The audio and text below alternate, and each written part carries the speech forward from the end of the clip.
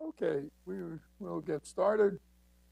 We have a somewhat smaller but highly selective audience this afternoon, but I'm sure normally there are somewhere around 200 to 300 people online watching. And then later, when all of this is put on the NIH video archive, it sort of goes around the world. And so it's pretty exciting. A lot of people are with us for this. So beginning, for those of you who want to take this final exam I keep telling you about, it's going to be posted in about 2 or 3 weeks. We'll put it up on the listserv, at least the reference that you can click in, and then it's an electronic multiple choice exam. You can take as many times as you want. You only get one prize, so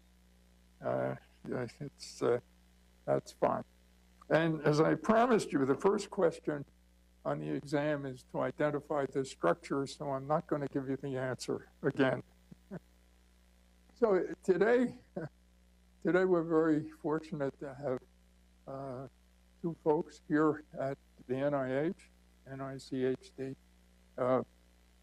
who are very knowledgeable, concerned, and active in this whole huge area of fertility and infertility. I was intrigued when I came upon this quote by Germaine Greer, who is a feminist, but I think her point, her point is well taken.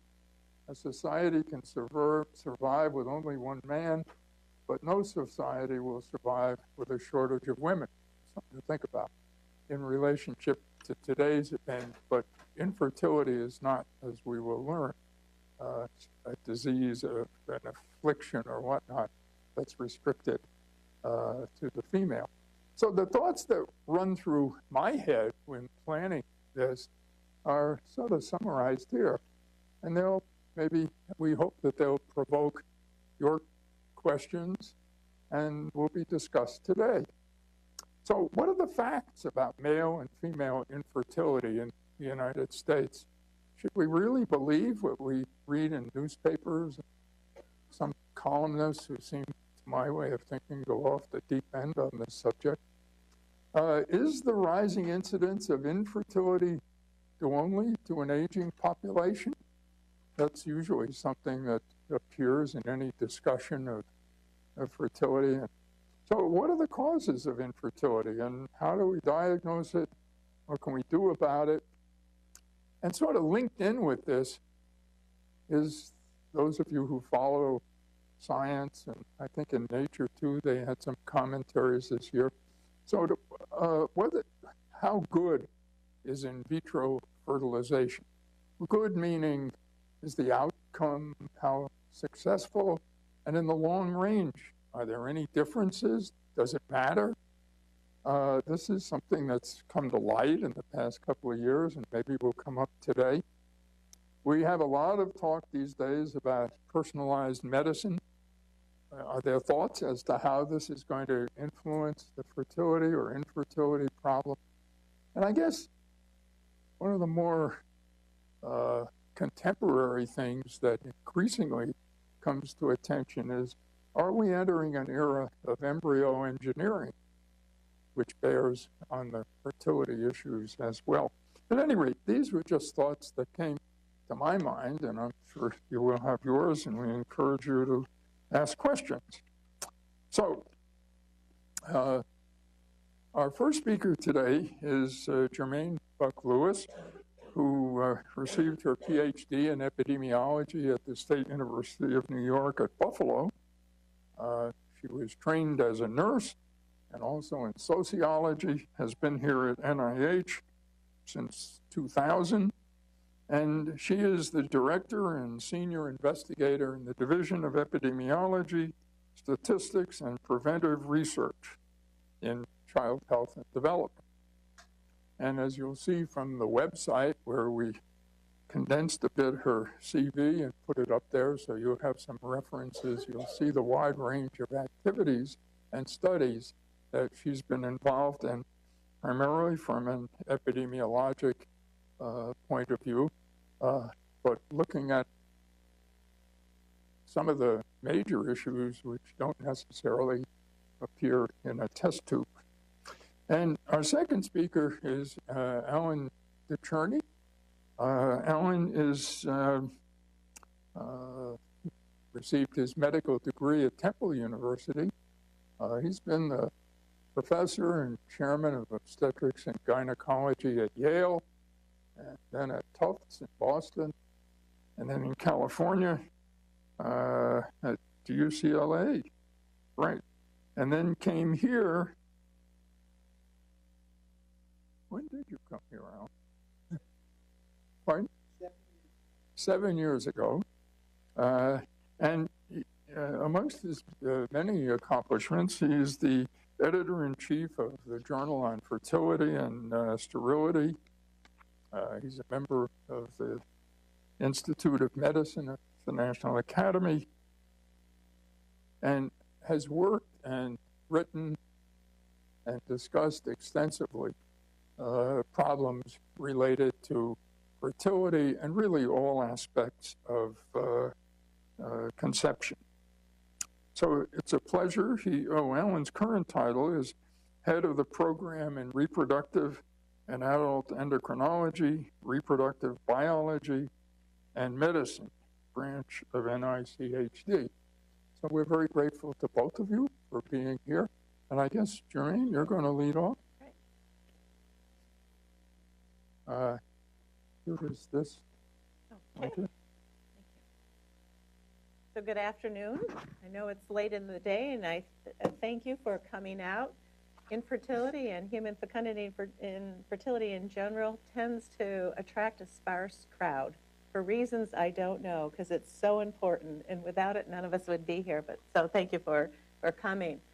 In thinking about this talk today, Alan thought it might be great to hear a little bit about infertility from the population perspective.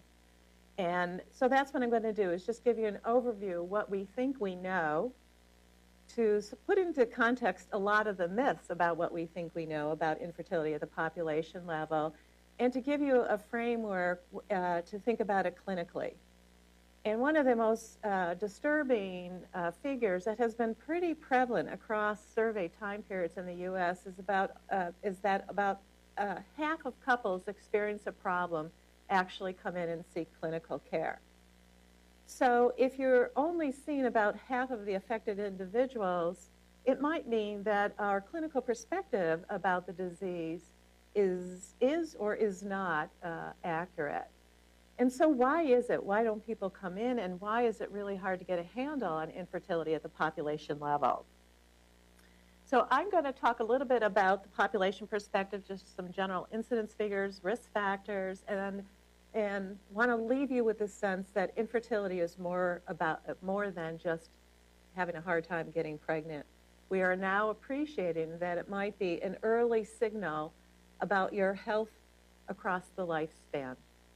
And then Alan is going to talk about infertility from the clinical perspective that might be of more interest to most of you out there, and then hopefully just give you an overall sense of what it is that we think we do know. So I want to start by saying that fecundity, which is the biologic capacity of people to conceive, irrespective if you're interested in getting pregnant or not, could you impregnate a woman if you wanted to or had the opportunity, and could you get pregnant if, in fact, you were a woman? So everybody thinks about fecundity and fertility as if, only pregnancy, but it's so much more. And there are, I think, very good population data for most of the developed world, including the United States, that suggests that puberty, the onset and progression of puberty for girls in this country is earlier and faster, and not so much for boys. It hasn't had such a steep decline in terms of the age at onset. And this is concerning to a number of people, as is considerable controversy of whether or not semen quality is declining across the globe. This has, there was a flurry of lay articles that were published in the 1990s and early 2000s talking about how today's men are only half the man their father was because of current semen quality. and really quite alarming data suggesting that Danish men have probably some of the poorest semen quality in the world, which now means that they encourage all military conscripts as a part of their baseline physical exam to donate a semen sample so the country can monitor its semen quality. I just want to note that in most geographic studies looking at semen quality, men in New York City look pretty good compared to the rest of the world, so there you have it. But from a clinical perspective, we are concerned that the reproductive interval for women has increased almost 2 years over time. And this study just, first bullet just suggests that for women born in 1915 through 1919, they had about 36 years of being reproductive age, and for later born cohorts being about 2 years later. In part, we think because of the earlier age at menarche, but also the slightly increasing age at menopause, natural menopause, not surgically or medically induced, meaning that women are reproductively aged for a longer period of time. And so what? What does that mean? Isn't that good because people are starting later? So I have a whole collection of cartoons about how the media portrays concerns about fecundity. And the Potomac River, this is clearly a congressperson drinking water, reading probably the Washington Post, spitting out his water because of the bass, and this is not a joke, in the Potomac River are found to be intersex, to be both male and female in a large extent, and the concerns about endocrine disrupting chemicals and other biologic media in our drinking water. But also lifestyle, and this is how our study looking at BMI and semen quality that we recently completed was portrayed in the New York Times. And by the way, increasing BMI is not good for semen quality. And of course, my pet peeve, I have to be careful, this is part of the archive, I gotta remind myself, is that we constantly blame women for starting later, and why, wouldn't you expect maybe to experience more infertility because we're starting our families much later? And this is very true. The average age at first pregnancy in most developed countries is now approaching 29 to 31 years, depending on the country. So, talking about infertility, which one of these men, this is about the right estimate, is likely to have infertility? They don't seem sick. They all seem pretty different. And if these 6 men came into your office and you had a bet, which one would you bet? And how about these women? There's nothing unique, nothing necessarily a physical presenting symptom that would allow you to be able to pick somebody out. And I love this cartoon. If only couples came dressed neatly to their physician to discuss plans for getting pregnant. The CDC has guidance for preconception care, and most physicians surveyed by the American College of Obstetrics and Gynecology underscore how important it is, yet very little preconception guidance is offered, mostly because people sort of decide, I think, that they're going to start their families or try for their families maybe after a raise, you get a paper published, you made Science, Cell, Nature, all those one-word journals. It just happens differently than we think. And I can tell you, I've done 2 preconception cohort studies, and most women never finish their pill packs. They decide when the mood is right, and they go for it. And as a result, we only have a handful of preconception studies across the globe. And I want to remind you, this is 2015. And so when I'm in mixed company in a cocktail party, and people start rattling on about getting pregnant, and especially if it's a clinical audience, I always enjoy saying, so how long do you tell your couples it should take? And I have never gotten an empirical answer. What I get is, oh, you can't generalize to people, depends on the couple, depends on the woman, da-da-da-da. And I don't blame the clinical community. The truth of the matter is we have very few data to give an informed answer to this question. So on average, maybe about a 20 to 30% probability of getting pregnant in an exposed menstrual cycle to intercourse. And keep in mind, humans are the most inefficient reproducers of all species on the planet. We don't get it right very often. And when we're trying to work at the population level, we have all kinds of families now, all kinds of partnerships, and so the traditional model is null and void. So I just wanted to emphasize again is when we're talking about fecundity, we're talking about biologic capacity for reproduction in men and women, irrespective of pregnancy intentions. And fertility needs no biomarker. Fertility is a live birth. Whether you fathered it or delivered it, it's the best biomarker we have. So this is why it's so hard to understand infertility at the population level. If only we could categorize you and you and you into being fecund, capable of doing it, infecund, incapable, either because you were sterile for medical or contraceptive reasons, or you had impaired fecundity. You had conception delays, pregnancy losses. When you're trying to plan a study, make it population-based, where's the sampling framework? Where do you find people? How do you know? I think you would all agree we can't look at people around the room and say, aha, aha. And if I see that you're pregnant, we can probably plug you in. But even among couples who have impaired fecundity, the great news is they can be clinically helped to be fecund and fertile. And this slide just emphasizes the point. 3 different couples all had a birth. This one came through it the traditional way. They were fecund, they became pregnant, they had their baby. They're delivering right next to this couple that had a previous loss. They became pregnant with or without treatment, clinical care, had their baby, or this was with treatment, and this one without treatment, where they resolved their infertility somehow without medical care. The outcome is the same. And so nowadays, when we're thinking about a lot of different outcomes, child health or even couples health, just asking about how many children they have probably no longer tells the picture. So infertility is, when we try to define it, it can be further broken down by primary or secondary, with primary being never able to conceive. They've never been pregnant.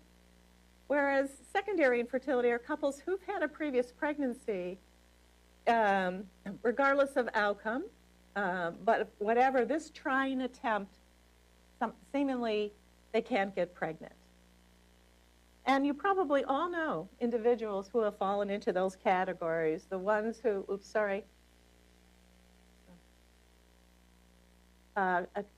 couples who have been trying for years finally gave up and they had a baby, right? So they sort of resolved their infertility. We know very little about couples who resolve their infertility at the population level. However, the Scandinavian countries, with their wonderful linkages that they have, we can actually look at couples who resolve their infertility in months 13 through 24 months of try-in, because the receipt of free infertility treatment requires 2 years of try-in. And so we can look at who gets pregnant between months 13 and 24, and a sizable percentage of couples do. So they sort of outgrow their infertility, if you will. Now this slide really irritates me because it says, here are the clinical diagnostic subtypes of infertility. And in general, they say half of it is attributed to male, half to female, half to the couple, or 10% to the couple, and 10% to unknown. Did you have a question? Oh, sorry. I have yet to actually see any empirical evidence from a cohort study of triers who then get flipped to care who are clinically diagnosed. And so this is sort of our best guess. And in fact, there are some very good data that show the more you undergo investigation, the more factors pop up. And I'm thinking about a study that David Guzik and others did in the mid-1990s when he was at the University of Rochester, where they subjected normal fertile couples who had a baby to a standard infertility diagnosis, and they found an alarmingly high percentage of both males and females of the couple with so-called indications of infertility. And really what this underscores is that we still don't understand physiologic variation very well when it comes to human fecundity. But it gives us something that we can tell couples. And what's most important is that we now recognize that infertility is really couple-based. It is not just her. I mean, I can think about how my 2 aunts couldn't have babies, but I never heard about my uncles not being able to father a pregnancy. So we certainly have come a long way in this regard. And so at the population level, we try to ask people about whether we're directly observing them prospectively or asking them to recall how long did it take, time to pregnancy.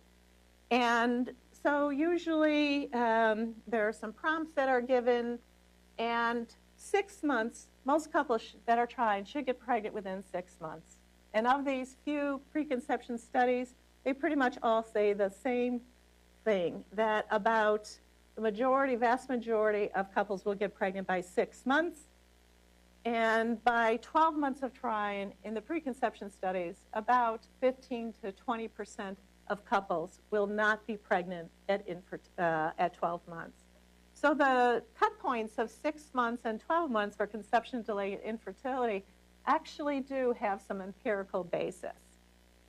This slide just shows the cumulative probability of pregnancy. This is from one of our studies where we recruited couples preconceptionally. And the point here is that even after 12 months, or so-called infertile, it flattens out. So we get very few pregnancies, but we actually didn't go through 24 months. And so just because you're not pregnant at 12 months doesn't mean you won't get pregnant, even on your own. But you can see, starting from about 6 months, what the rapid increase is, and then it does slow.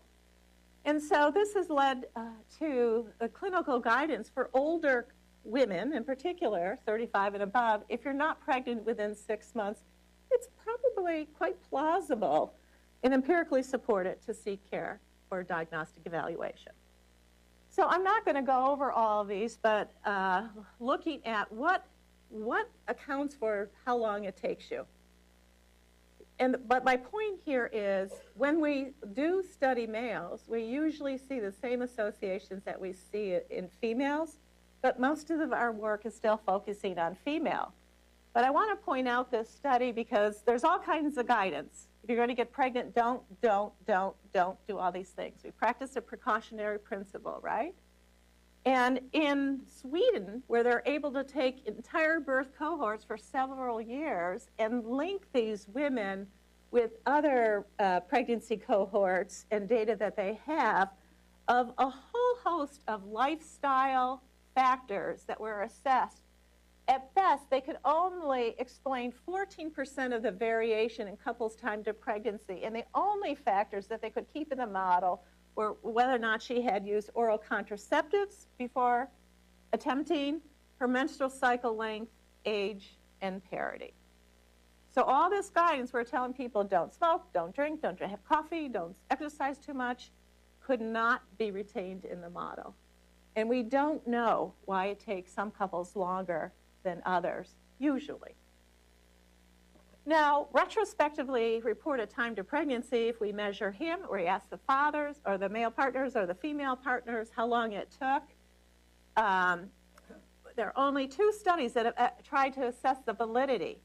And these are 2 preconception studies that actually knew how long it took. And we're looking at whether or not the cycle was at risk, meaning did they have intercourse during the fertile window.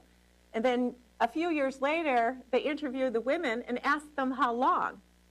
And what was disturbing to us is only 17% of women could say the right number of time. And this is amazing because they were doing daily reporting for a year in journals and online. And they still couldn't remember. But the good news is by the time you get to 3 months, a very high percent more or less agrees. So I think if we're basing it on conception delay or infertility, whether they come and tell the physician it's 13 months or it's really 33 months, it probably doesn't really matter. It's still getting them in the right category of whether or not they're fecund or experiencing infertility. So what about the incidence? It is unknown. We really have very poor data on the incidence, except for the handful of preconception studies that have been able to get couples to do daily reporting on menses, on sexual intercourse, and to have some sort of biomarker so we can identify when peak ovulation occurred. And in those very couple of studies, the incidence ranged from 12 to 18% of with preconception enrollment. Across the globe, my point, I think the percent that's usually talked about is about 15%. And these numbers that are shown here is really to emphasize this is not just a developed world problem. We tend to think about the developing world or social economically least resourceful countries as having no problem at all. In fact, they have too many kids. And how often do you hear that bias? But in fact, infertility is a real problem in many parts of the globe, and it has incredible economic and social stigma and implications, particularly for the female partner. So the WHO is very interested in infertility across the globe. So I want to tell you about the delight in finally having one of my lifelong pet peeves resolved by a great doctoral postdoc. So one of the surveys that we do in this country is the National Survey for Family Growth. It's done periodically, and they report that there's really not much of an infertility problem in the U.S., that it's about 7%. And all my colleagues across the globe say, how can infertility be so low in the United States when it's twice that in Canada, and given how high your rates of IVF are? That must mean your physicians are doing IVF with fertile people because the numbers don't jive. And from the time that I was on faculty and teaching repro and perinatal epi, we'd look at these data. Students always try to figure out, why are our values so low? So along came a great Danish team led by a statistician who developed this current duration method. And basically what it does is it removes the biases and assumptions about your behavior when it comes to intercourse and who's at risk for intercourse. And it just simply asks couples if they're on any contraception and how long they've been basically without contraception and if they're sexually active. And we applied this method to the same data that the National Survey Family Growth was reporting at 7%, and when we applied this method based on females' reporting of time, we found that the prevalence of infertility was more like 15%. And then, believe it or not, we replicated the method, and this is with a pre-doc, based on male report, and we found that even based on male reports, and these are not couples, it was 12%. And the point on this slide is that these are confidence intervals around the estimate, and you'll notice that the figure from National Survey Family Growth is not even in the confidence interval.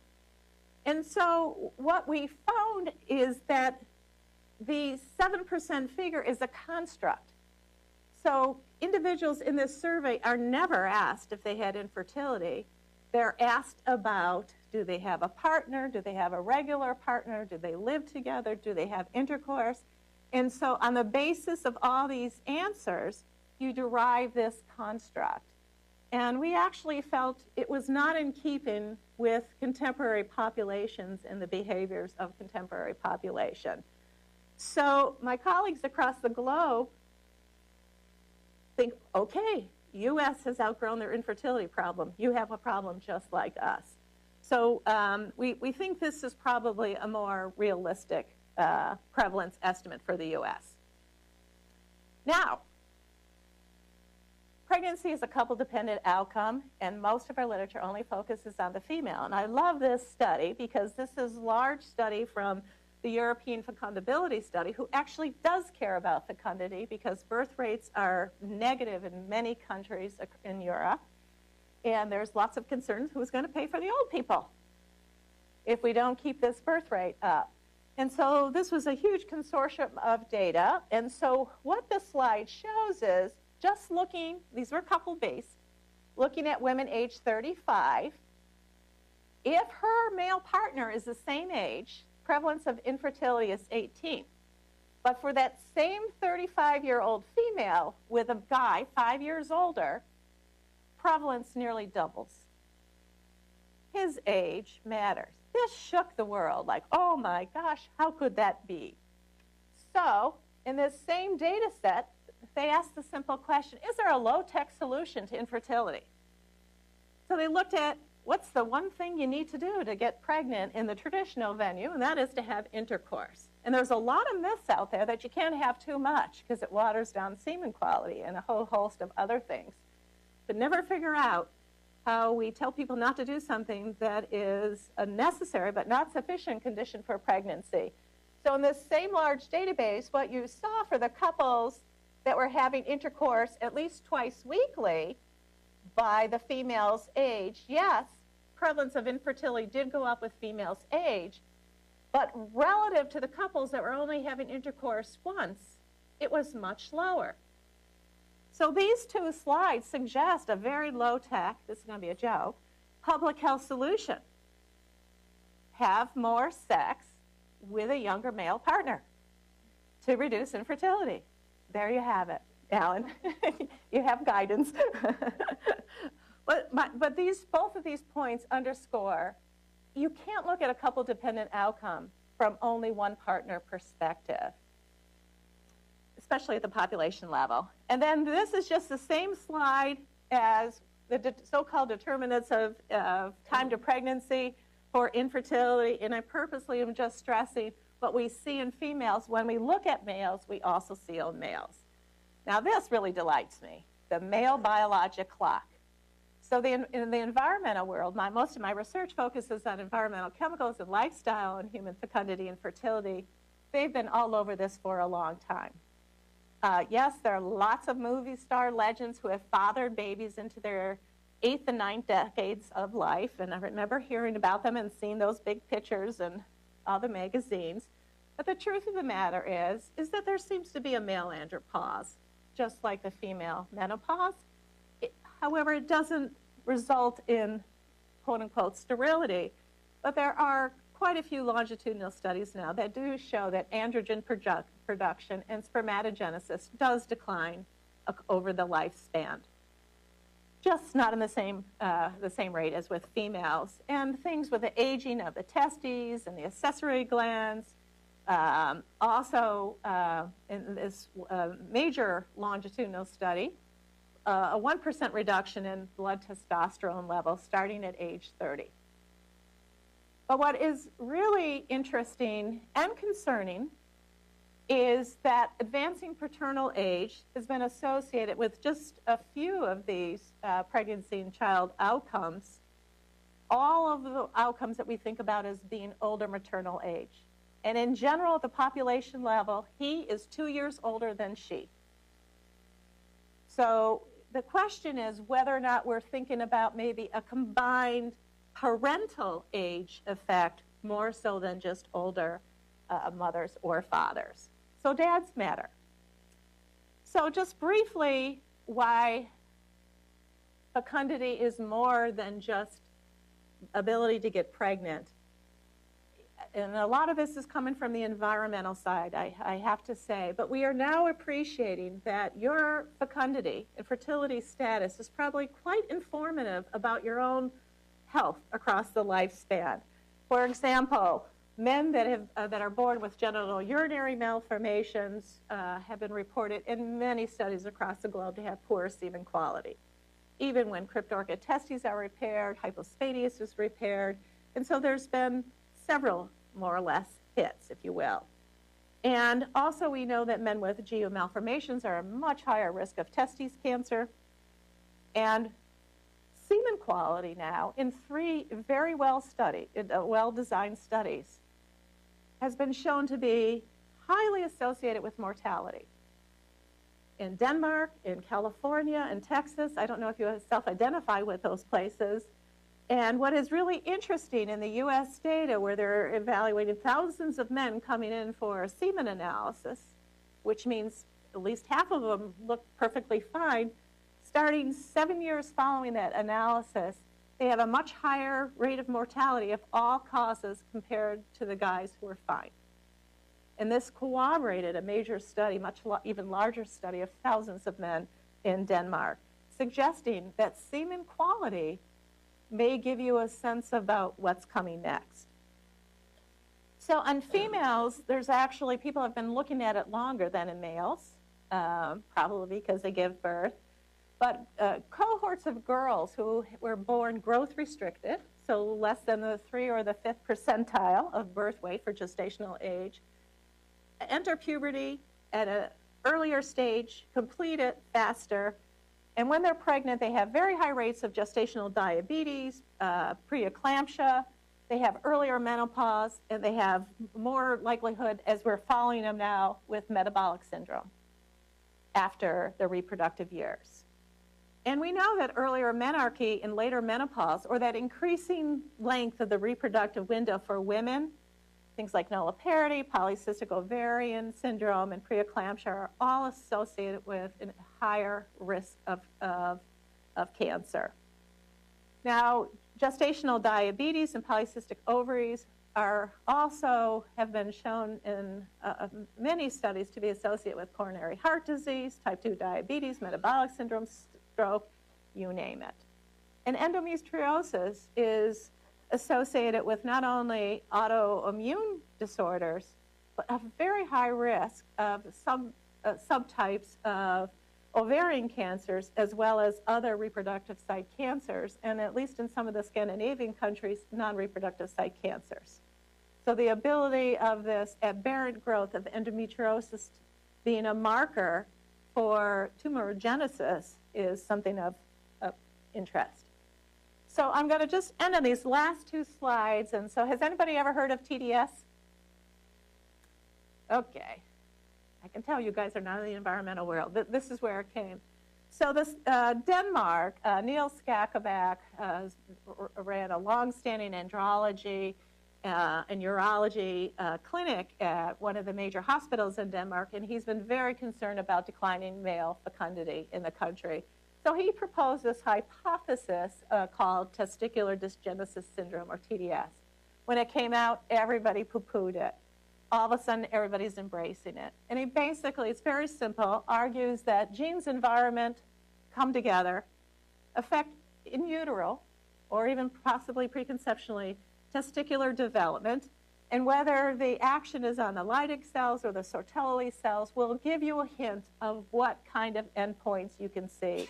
Everything from those resulting from androgen insufficiency, like your genital urinary malformations, or those that are reflecting for spermatogenesis. And it's changed the toxicology paradigm, which used to be the dose makes the poison. So you look at a certain dose and one outcome. And so now people are looking at a spectrum of reproductive outcomes. So I was trying to figure out why the andrology world was so far ahead of the gynecology world, because there was nobody talking about, could this same sort of thing be happening with the female gonad? Because quite frankly, the male and female gonads aren't so different.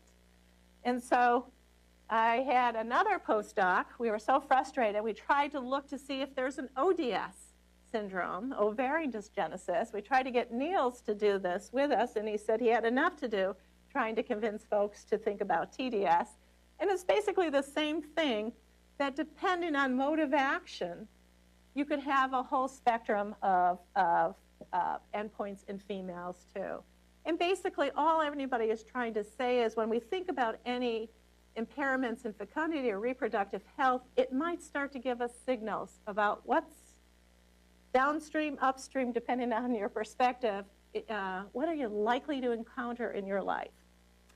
So on that note, there's a great deal of concern across the globe on the part of some, but not all. I share the concern, I will disclose, that our historically and record low fertility rates may not just simply be couples saying no to pregnancy. It may be that our basic underlying biology has slipped to some And this has been called a critical tipping point. The whole TDS hypothesis gave way to this. And so it's being proposed that male reproductive health can be the canary in the cave for a population. If we know what's happening to him, we might have a sense of what's happening to health at the population level. And because of the rapid rate of onset of the declines in a course of a couple of decades, people feel that it's more than just genes. It has to be changes in the environment to influence this. So on that note, Alan's going to talk about the clinical perspective.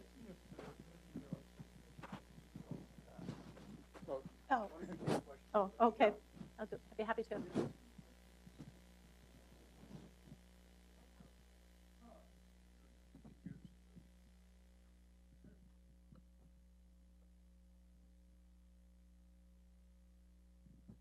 was really great. You're a really good speaker, made it really entertaining and interesting. Just wondering, especially because you're linking it with health, wonder if anybody had looked at infant mortality, especially in the United States, and reproductive health. Right. Yes, people are looking at time to pregnancy, how long it takes you to get pregnant in relation to pregnancy outcomes like the length of gestation, you can carry the pregnancy, birth size. There's even some data on birth defects. And in general, the evidence suggests that the longer it takes, the higher the odds of having an earlier baby, a lighter baby. Birth defects, certain ones, not all, seem to be associated as well. And so people are definitely thinking about it. I haven't seen it directly linked to infant mortality, only indirectly through preterm delivery. Good talk. You mentioned that 10% of fertility problems are related to a couple factor. What exactly would that entail? Is it a problem of one or the other? Both of them have something on board that might make it difficult for them to be conceived. It could be he has poor semen quality and she has endometriosis. And one of the things that is very interesting to me is that we really have very poor data on the odds of getting pregnant if she's a little off, the odds if he's a little off, and the odds if they're both a little off. We just don't have those data right now. And I don't think Alan's going to talk about this, but even in semen quality, we do that fancy analysis. Nothing predicts whether or not the couple can get pregnant or not. And so there are authors right now arguing, why are we even doing this other than to look for azoospermia or something, because we haven't been able to get any prediction out of the typical semen analysis. So it would be a couple coming in for evaluation where they found one or more things in each of them. So are there any sort of large-scale prospective studies going on that are designed to look at both the biological and perhaps functional aspects of fertility? Well, we finished one a few years ago where we recruited 500 couples from the population, but we could only follow them through a year, and then for the ones who got pregnant, to delivery. And so we've been looking at all the chemicals, we've been looking at all the lifestyle, because I like to have a hopeful message, because at least on some of the persistent environmental chemicals, you can't do much about them. You know, they're in your body, they have long half-life, so it doesn't sound very hopeful. So we're trying to look at the role of stress and markers of oxidative stress to try to get a better sense. But I think it's exciting because the new science, the new statistical models are called joint models. And so if we see like the BMI affecting semen quality in our study, the next question is, so does it impact time to pregnancy or pregnancy loss? So he has poor quality semen, so does it mean the couple's going to take longer, and are they at higher risk for pregnancy loss? So the new models, you can actually model more than one endpoint. It would be like being able to model whatever your cancer diagnosis and also hypertension and something else. I mean, this is really exciting because this is how people come to us. And so we hopefully that... Are you or Alan going to discuss something about the impact of industry, agriculture, pharmaceutical industry in terms of the pathogenesis of infertility, and if those things are related, is there any concerted movement, organizationally, congressionally, from wherever, to deal with this? Is Right. the general public aware of it if it exists? How many of the men use sunscreens in this room? Only one? So we're not going to talk about that, but it is an emerging class of compounds, UV filters. And if you look, anybody use colored dish soap? Okay. So these are compounds that are they're the SPF factors in your sunscreens, and they're being added to all kinds of personal care products, bug repellents, you name it. But also these UV filters are added to dish soap, because where do women keep their dish soap? Near the window, right? And you wouldn't want the purple or blue dish soap to fade. And these are highly effective at absorbing UV radiation, but we're recently discovering they are so prevalent in the population on the basis of biomonitoring data that the CDC does for NHANES, that it's a little bit concerning. And the basic researchers are finding that some of these are very highly estrogenic, among other biologic properties that they might have. And so in our study, we decided to look at them, some of the first data, and we're seeing on time to pregnancy, his level really is what's driving the couple's time to pregnancy, not hers at all. And so then we thought, well, what about semen quality? So we just submitted this paper, and we're seeing very strong signals in semen quality, all focused on alterations in the head. And so with the joint modeling, the next thing we're working on, we can say males' exposure to UV filters, semen quality, and does it translate actually to a longer time to pregnancy, so we can begin to get those answers. So we're not going to be talking about it, but the EU just has a series of papers where they have attributed malefactor infertility, neurodevelopmental diseases in children. I know there's a cancer one, I just can't remember which one, attributing the cause to environmental chemicals, and then they've costed out what it costs the Union, EU. So they've just come out. I encourage you to take a look. I think they're at JCEM. And so I know this is going to be a hot one for the U.S. to follow through with.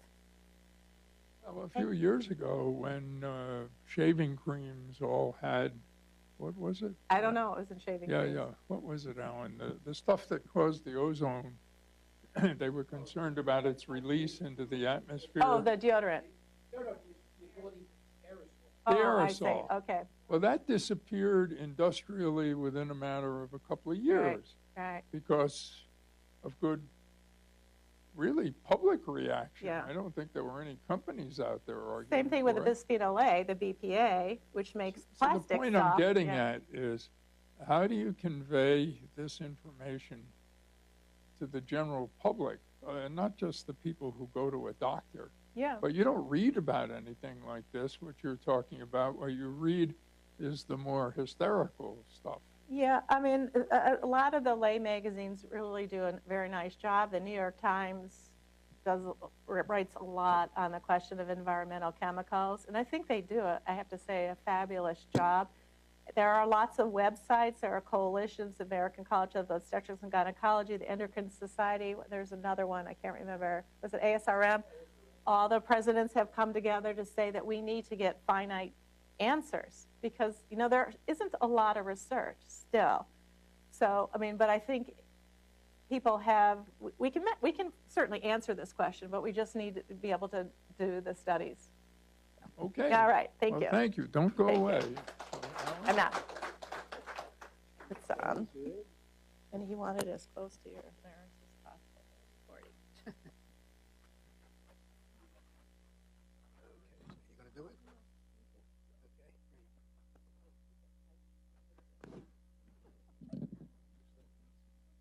Okay, and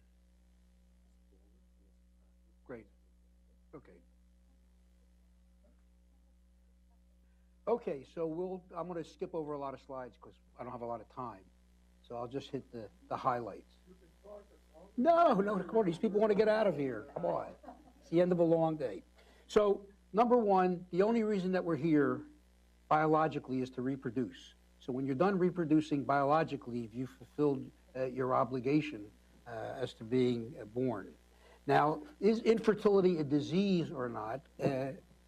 Most people think that it is a disease, but the government does not think it's a disease, and for that reason, it's not very well covered as far as insurance is concerned. So a big problem with infertility treatment is that it's all out of pocket, and it's a very expensive treatment, but a little more about that in a minute. This is just the causes of fertility. Germaine covered this, but as far as the female is concerned, occluded fallopian tubes is an important factor, usually the result of infection. Malefactor was covered quite well. A large part of women that don't ovulate, they have irregular cycles and they don't produce eggs. And if a woman a woman with polycystic ovary syndrome ovulates only 4 or 5 times a year, so obviously her ability to conceive is cut in half compared to the normal woman who ovulates 13 times a year. And of course, there is that unexplained infertility group that Germaine mentioned. Now, essentially, this is what the biology consists of. Maybe I can come out here, right? Yeah. Yeah, okay. So here's the ovary. You start out with primordial follicles. Those follicles are formed 4 months before they actually are produced, and they are independent of gonadotropins. And this is probably an area where toxins have a pretty strong input. Then the cycle starts on day 1, and on day 14, the egg is released into the fallopian tube. In order to conceive, the sperm has to be in the fallopian tube before the egg gets in there. A little bit about the sperm. The average sperm count is 200 million sperm, and only 1,000 ever get into the fallopian, make it to the fallopian tube. So it's a difficult trip for the sperm. Fertilization occurs in the end of the fallopian tube. The embryo then stays in the fallopian tube for about 4 days. It then comes into the uterus, and of course it's constantly dividing, and I'll show you some blastocysts in just a few minutes. And then it implants, and you can see implantation here. Now, if 100 eggs are ovulated, only 20 of those eggs will turn out to be pregnancies. So there's a giant loss in the fallopian tube of fertilized eggs. Now, we don't know that about patients, but it's probably something that we'll learn in the future, and it's a giant cause of infertility. What causes those eggs to fertilize but never make it to the point where they go on to implant? And this just goes through the paradigm of ovulation, the number of chromosomes splitting, and eventually a haplotype, as you see in the oocyte that's finally ovulated in the far left. Yes. Now, sperm are interesting as well. Sperm penetrate through the wall, outside wall, but they can only one sperm can get into the egg to fertilize the oocyte nucleus. If not, you'd have, of course, problems. So as soon as the sperm penetrates, there's a laser here, right? Well, it doesn't matter. As soon as the sperm penetrates, those cortical granules that you see activate, and no other sperm can get in. Yes, there are diseases where the cortical granules don't work, but in those cases, of course, those patients have polyspermia, and those embryos are not viable. So it's a very complicated system. It's amazing that it works at all, but obviously it works in most patients, and it works most of the time. And this is just an ultrasound of an oocyte. You see the black hole. And of course, this is a laparoscopy of the pelvis. You can see the uterus, you can see the fallopian tubes, and you can see the ovaries. Now, the eggs get into the fallopian tube by happenstance. There's no mechanism by which the tube speaks to the oocyte, and there's no way that we know that the egg and sperm talk to each other. So it's just mass action. The fallopian tube encases the ovary, and if it encases around the follicle, the egg gets into the fallopian tube. Usually only one mature egg is made per cycle. And the same with the sperm. Here's the egg here, and the sperm is swimming around, and it's just mass action that sperm gets in. Now, one of the fertility treatments, especially for patients with unexplained infertility, is to give them medication so they make 4 or 5 eggs. It just numerically increases the chance. If you have 4 or 5 eggs, it's more likely that the sperm will get in, and it's more likely that the fallopian tube will pick up one of those eggs. So that's one of the treatments for patients with unexplained infertility. Now, Malefactor, this is a man with a Freon jockstrap. One of the reasons that, the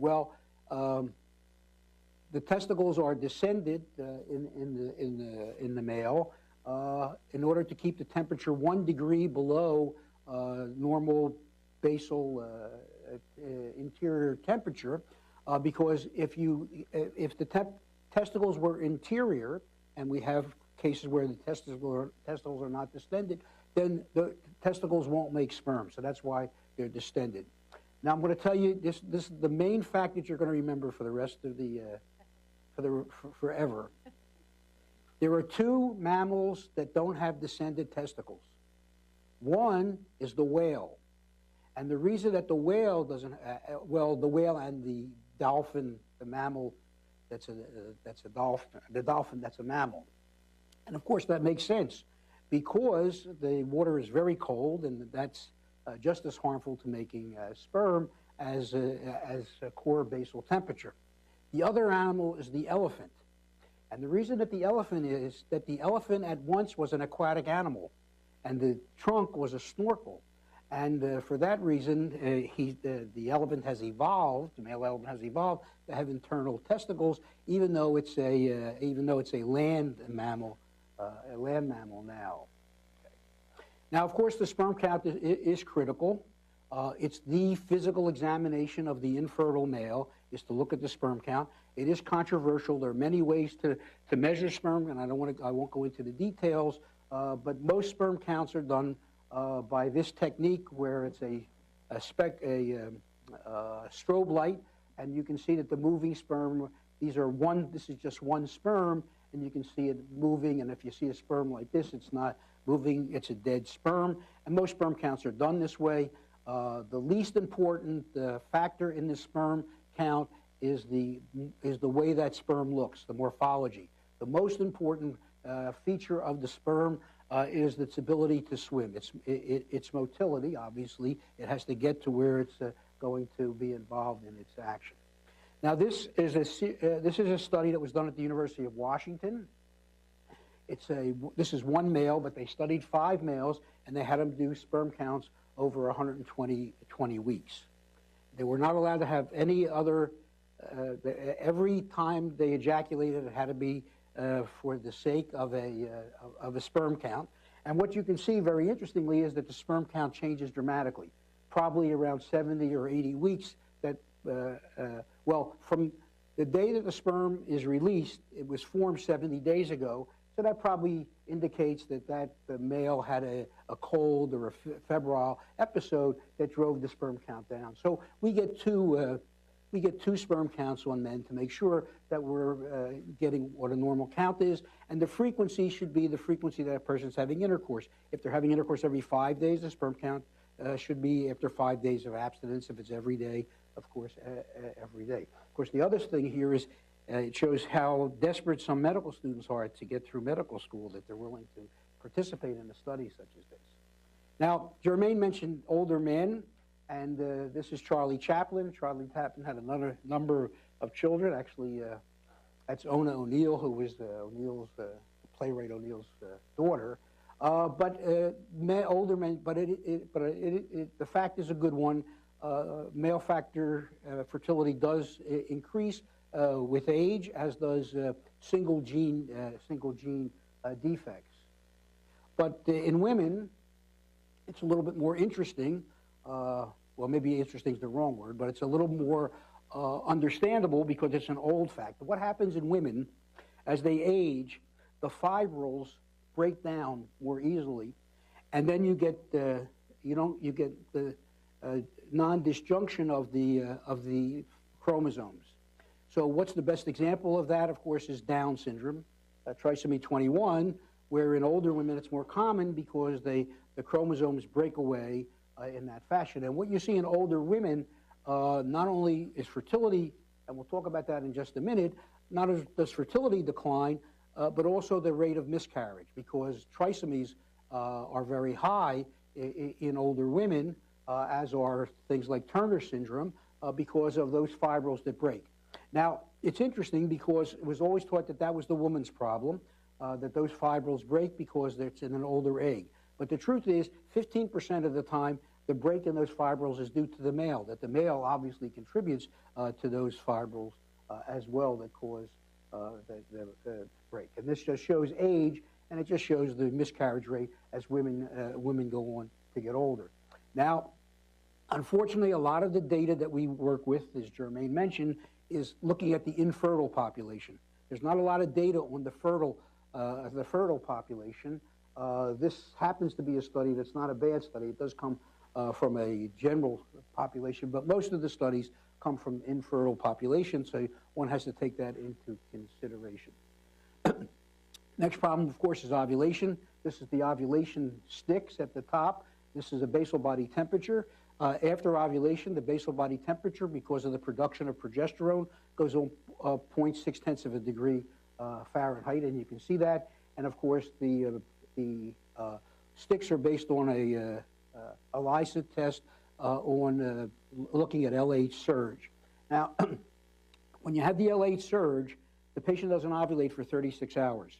So when the stick turns color, they really shouldn't have intercourse till 36 hours or at least 24 hours. Of course, most people don't believe that, and they have intercourse as soon as the stick turns blue because they think, well, that has to be, that's the way the test is designed. But the test, the LH surge just starts, and it takes at least 24 to 36 hours for that LH surge to cause the egg to be released. Now, tubal disease used to be treated by tubal surgery. This is a tube that was obstructed in the middle, and you're going to do an anastomosis and sew that tube together so it's open. That's what the brace is, to bring it together. But tubal surgery has disappeared to a great degree, and it's been replaced by in vitro fertilization. So in 1978, baby Brown was born in England, Steptoe and Edwards, after reportedly 100 tries. It probably was 1,000 tries, for all we know. Had a pregnancy based on putting the sperm and egg in a petri dish, allowing the embryo to form, and then putting that embryo back into the uterus. And you can see here the egg, the sperm. That's ICSI, where the sperm is injected into the egg, where the motility of the sperm is not good enough to get in. You can see the two nuclei here. You can see an early embryo, and you can see a blastocyst. Blastocyst has about 150 cells.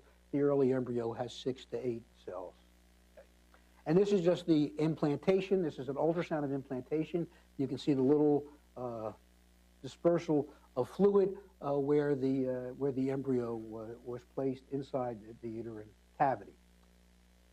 Now this is all the different treatments as far as fertility is concerned. You can do IUI, and that means just washing the sperm and putting it up into the uterus. So instead of 1,000 sperm getting into the fallopian tube, 10,000 sperm get into the fallopian tube. It's the least successful or the least helpful treatment. The next is Clomid, and Clomid causes you to cause the patient to make more eggs. You can do Clomid and IUI. There's a bit of some difference there. HMG is an injectable, so instead of making 4 eggs, you make 10 or 20 eggs. Obviously, just looking at the numbers, it increases the pregnancy rate. And the last thing is IVF, where you put the embryo back into the uterus, so there's not that unknown as far as egg and sperm is concerned. Now, the problem, of course, is the better the treatment as far as the outcome is concerned, the more expensive it is. And you can see here, IVF is $9,000. Hormonal treatment is $2,000, just as an example. So this is an expensive process. Now I want to. So that's pretty much the biology. I have a little more biology, but it's more looking at ethics and questions than it is looking at the actual biology. So a big problem is having twins. Most infertile patients want to have twins. The reason 70% of infertile patients that come to IVF want to have twins. The reason they want to have twins, they've waited a long time, it's instant family, and it's economically better because you just have to go through one cycle of IVF and you have 2 children. The problem is, of course, for the obstetrician, twins are a problem because twins are associated, yes, they look cute when you kind of walk into the grocery store or supermarket and they're there, but twins, of course, have problems, and mainly based on an increased prematurity rate. But most patients want, most people want twins. But luckily, in a responsible way, most of us do single embryo transfer now. If you put one embryo back, it's very rare that you have twins, and those are just identical twins, and that's just kind of a happenstance. So single embryo transfer is very, very important. It's a very important concept, and I guess most patients are beginning to accept that as a reasonable form of treatment. And this is just a study that we did looking at the single versus double embryo transfer, and in fact, you can see that eventually the single transfer has done just as well as the putting back two. Now, the other thing that's important is that now we grow embryos. Instead of putting them back on day 3, we put them back on day 5. So we know kind of the healthier embryos, the stronger embryos have made it to day 5. Therefore, putting one back is successful. Now, of course, this is a technology that's gone awry. We're very highly scrutinized. One of the reasons is that kind of everybody is a participant in reproduction in some way or another, so people are interested in that. But nevertheless, we've had problems. This is one of them. This was a patient that had multiple eggs. It wasn't IVF. It was just ovulation induction and fertilization that way. But you can, the press shows this cute picture with milk, everybody with milk on their upper lips, but the truth is all of these babies are severely damaged. One of them is, some of them are deaf, one of them is blind and deaf. Most of them are fed by feeding tubes because they were born at just about a pound. So this is something that we like to avoid, but it makes it into the press quite often. So now let's talk about some of the things about some of the legal aspects of this.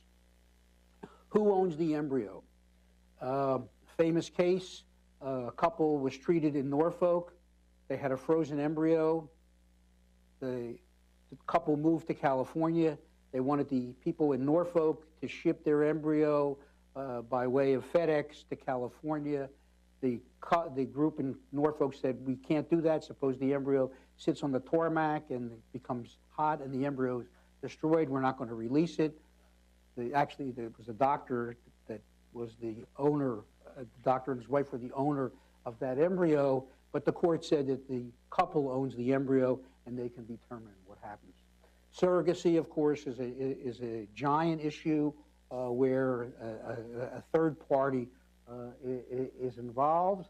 Embryo research, of course, is something that's very interesting to us here. There's something called the Dickey-Wicker Amendment that was passed in 1990 that says anybody who receives government money cannot make an embryo, make a human embryo, cannot destroy a human embryo.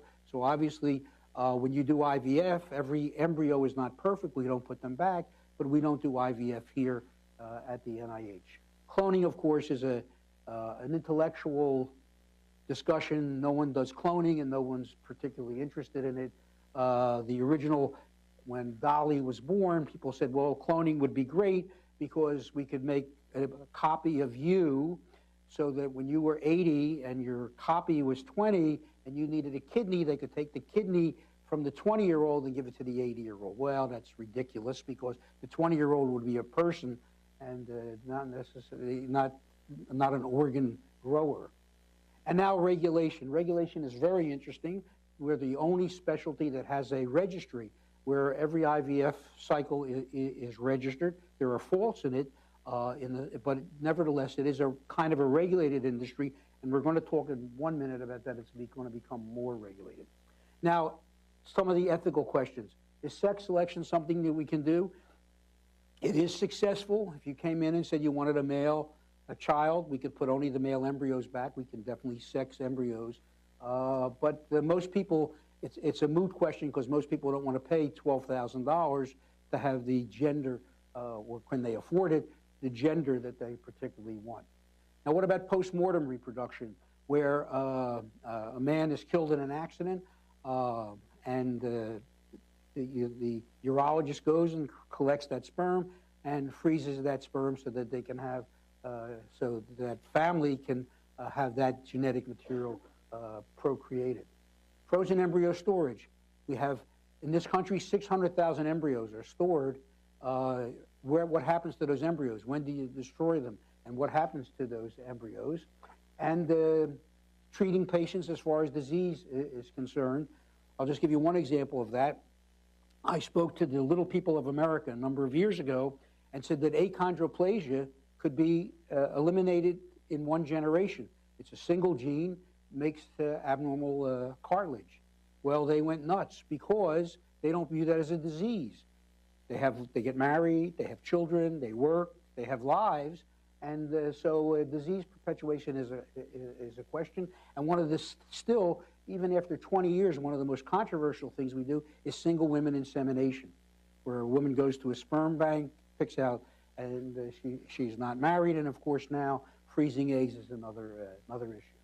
So the last thing I want to talk about is mitochondrial treatment of mitochondrial disease, because this is a very current issue and it ties this all together. Mitochondrial disease is a serious spectrum of diseases. It affects almost every organ. Some people are blind. Some people have no muscle strength. Some people are blind and have no muscle strength. Some people have hearing defects. It can be very profound. It can be very mild, but it's usually pretty profound. It's carried in the mitochondria. So the treatment is to take out the nucleus of of the affected embryo and put it in, take out the nucleus of a healthy egg that has normal mitochondria and put that in there and let that child be born free of mitochondrial disease. Now, there's a couple quandaries here. One is once that person now you've changed the germline in that patient, because if it's a female, the new mitochondria, and that's why it's called third parent procreation, that mitochondria will be passed on from generation to generation. Now, this is complicated because your mitochondria doesn't give you much. It's not identifiable. You don't look a special way because of the mitochondria. But there is one caveat here in that there are animal experiments that show that one mitochondria is different than a mitochondria, and that some mitochondria have more energy associated with it. So, if you want to have an athlete, you take the mitochondria from a woman who's a marathon runner in the Olympics or something. So, that's one facet of this. The other is that the FDA, because it's the result of a transplant, the FDA is going to weigh in on this and to regulate it. So it's also interesting because it will trickle down to the whole field. So this is a dynamic. I'm going to stop here. So this is a dynamically growing field. There are lots of questions. We've done great things in the last 30 years, but we've raised a number of interesting questions. Now I'll give my answer to the mitochondrial question as far as the ethics are concerned. The child has three options. It can be born with severe mitochondrial disease, it can be born free of disease, or it cannot be here at all. So as a physician, the middle choice sounds the best to me. And on that note, I'll stop. Thanks.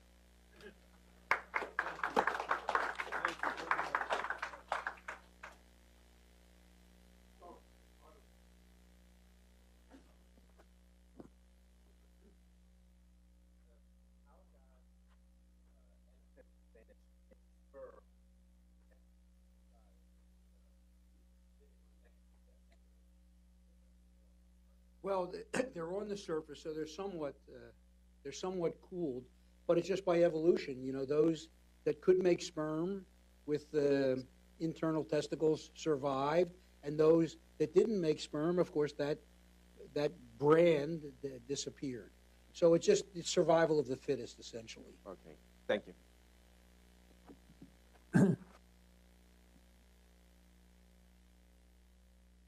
So what about this question that pops up in the newspapers more than journals that claim when they follow kids who were born by in vitro fertilization that they're much shorter, or they're not so smart, or they have green hair, or all kinds of business. Is there anything to that?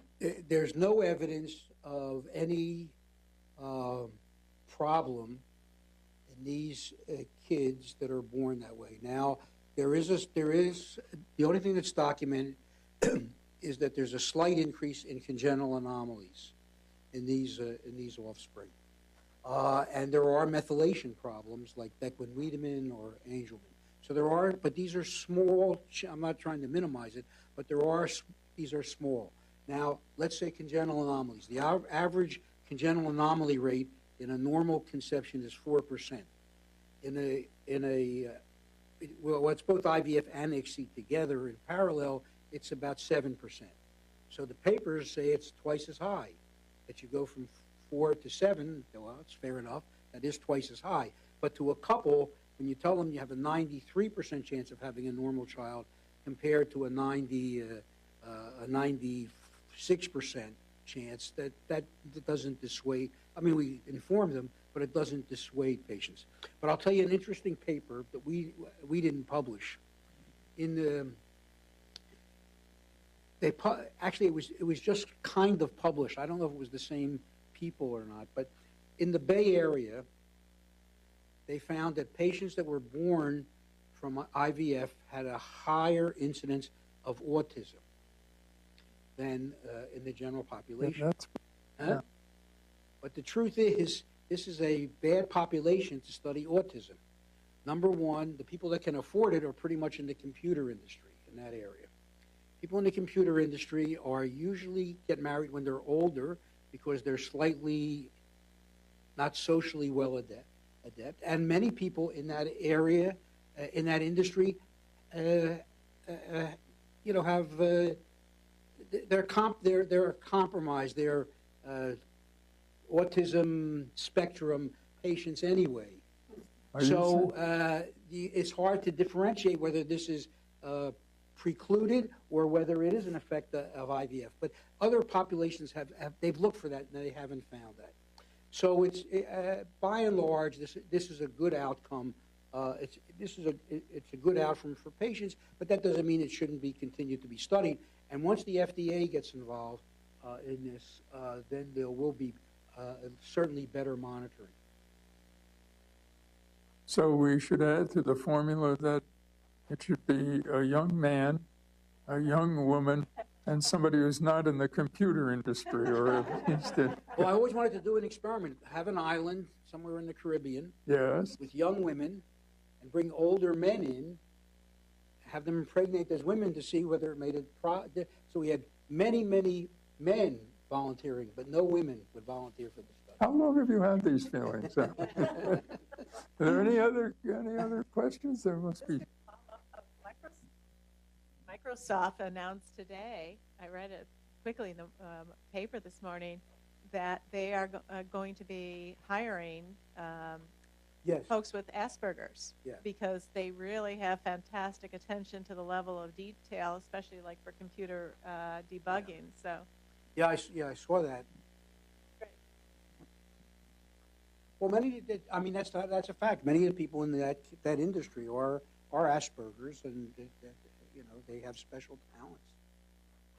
What do you have to be a congressman? Oh, wait a minute. We shouldn't get into that. Sorry. Listen, Don't forget where you work. Yeah. We'll cut that out, Joseph.